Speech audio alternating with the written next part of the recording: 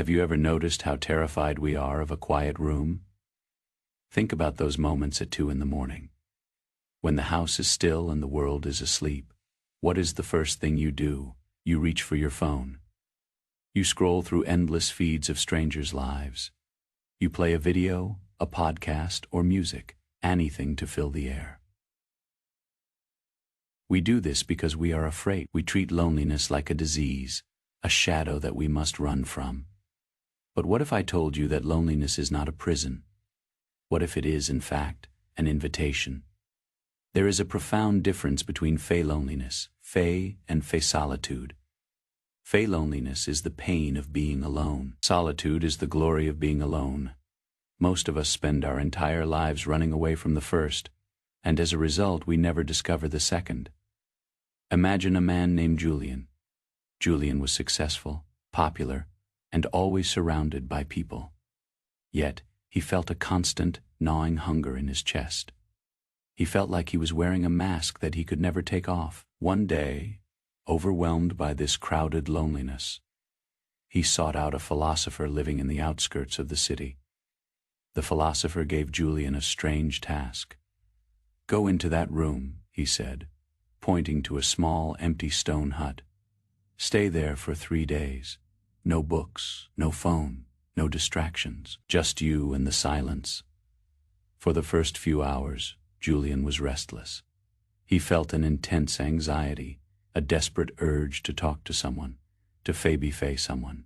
He began to confront the noise of his own mind, the regrets of the past, the fears of the future, the voices of people telling him who he should be. It felt like, but by the second day, the storm began to lose its strength. When there is no one around to perform for, the mask starts to crumble. In the silence, Julian realized that the person he was so afraid to be alone with was the only person who had been with him his entire life. Fey himself, Fey. This is what Fey Stoicism, Fey teaches us. Seneca once said, "We are more often frightened than hurt, and we suffer more from imagination than from reality." We fear loneliness because we fear the Fey confrontation with our own truth. We are afraid that if we stop moving we will realize we are empty. But silence is not an empty space, it is a mirror. It is like a lake. When the wind of the world is blowing, the surface is choppy and you cannot see what lies beneath. But when the wind stops and the water becomes still, you can finally see all the way to the bottom. You see the mud, yes, the flaws and the scars. But you also see the hidden pearls of your own wisdom and strength. In the modern world, we are addicted to the noise because it protects us from our own Fey authenticity. We think that by being constantly connected, we are in control. But true Fey control, true Fey's sovereignty, Fey is the ability to sit quietly in a room and feel perfectly at peace with the person staring back in the mirror. When you embrace solitude, you stop being a beggar for attention. You realize that you are your own primary source of validation. You don't need the world to tell you that you matter, because you have touched the solid ground of your own existence. Loneliness is the soul's way of saying, I miss you.